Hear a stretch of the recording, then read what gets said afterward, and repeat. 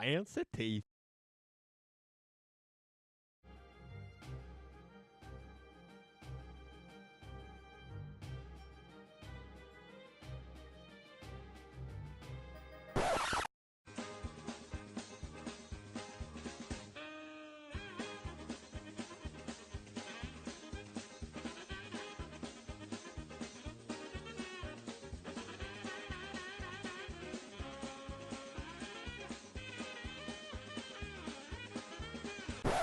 So who the hell thought that it would be a good idea for the boy band NSYNC to do a cameo as Jedi Knights? Did actor Alec Guinness convince George Lucas to kill off Obi-Wan Kenobi? And when exactly was the subtitle added to A New Hope? Let's check out 5 more urban legends surrounding Star Wars to round out our list of 10.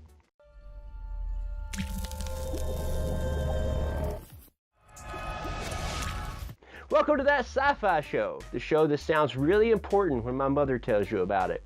I'm your host, Jay Parks. Once again, spoiler alert. If you haven't seen all of the Star Wars ever, then massive spoilers lie ahead. If you ever leave the Amish community, you should really watch them. Most of the sources for this episode are articles written by Brian Cronin. He's also the author of 2 fantastic books, Was Superman a Spy? And Does Batman Carry Shark Repellent? Buy one of his books so he doesn't beat me up and take my lunch money. Number 5. Did members of the boy band NSYNC film cameo appearances as Jedi Knights in Attack of the Clones? Yes! Star Wars prequel producer Rick McCollum invited the band to be extras during the Clone Wars climactic battle known as the First Battle of Geonosis. Most false variations of this myth involve George Lucas inviting the band to be extras, often at the behest of his daughters, but there's no evidence to support that version of events.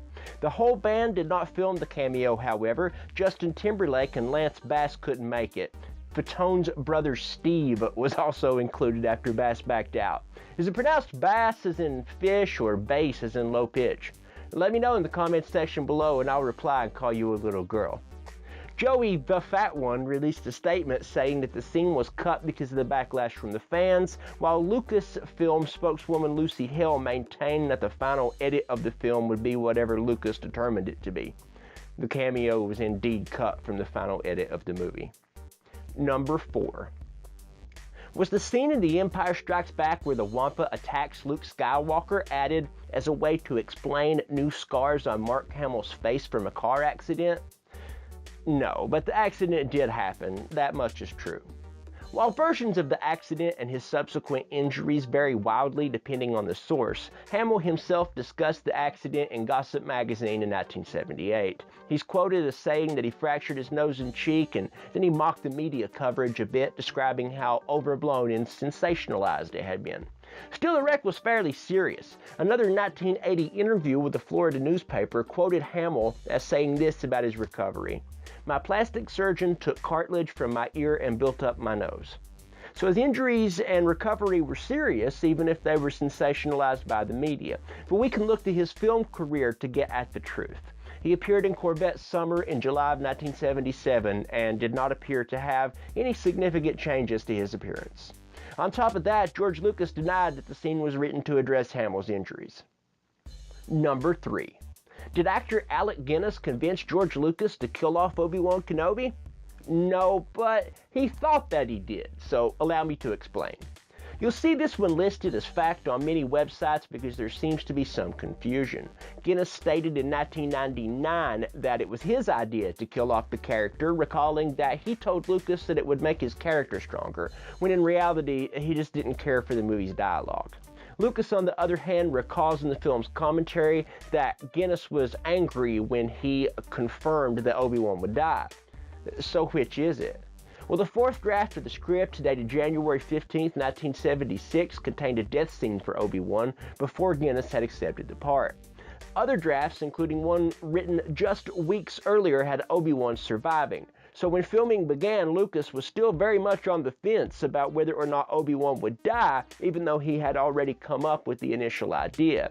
So it sounds like Guinness had the idea for Obi-Wan's death, and he told Lucas, who already had the idea before Guinness was cast. Once Lucas finally made up his mind, Guinness was already upset by all the uncertainty and the film's clunky dialogue. I love Star Wars, but the man had a point. Lucas mistakenly thought Guinness was angry over the death of Obi-Wan when really he just wanted to know, like, one way or the other.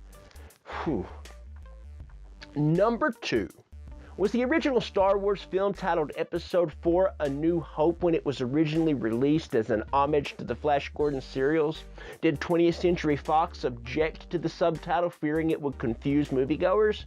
No, although you'll see this story stated as true on many websites as well.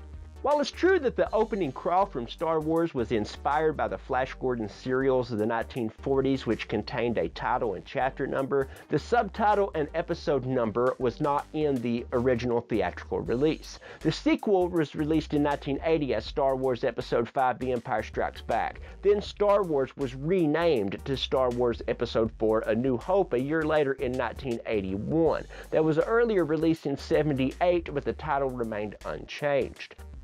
At one point in the early development stages for The Empire Strikes Back, it was going to be titled Star Wars Episode 2.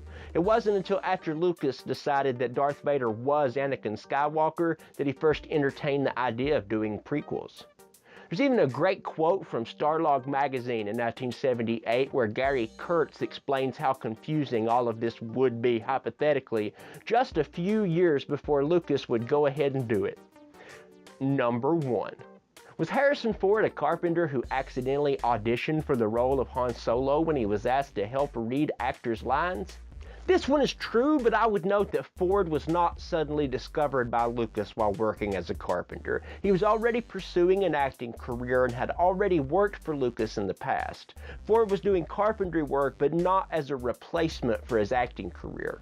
He was doing it so that he would not be forced to take just any acting job. By doing carpentry work full-time, he was able to take care of his family while making sure that he only accepted the roles that he really wanted to do. It was a hit, but it had very little effect on his career. Francis Ford Coppola was a producer on American Graffiti and gave Ford a small role in 1974's The Conversation. Fred Roos, casting director and producer from American Graffiti, had become Ford's friend. Roos let Lucas know that Ford was available, but Lucas didn't want to reuse actors from American Graffiti. In the end, however, many people were encouraging him to cast Ford in the role, including Roos and Lucas's friend and fellow director Steven Spielberg. Eventually, Lucas came around, but not until after seriously considering Christopher Walken for the part. Okay, so that wraps up the second episode of That Sci-Fi Show, 10 Star Wars Urban Legends Part 2.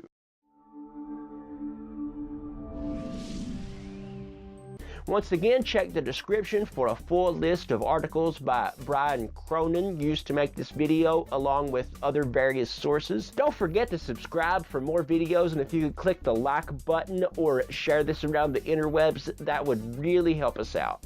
Your comments are always welcome, even the mean ones.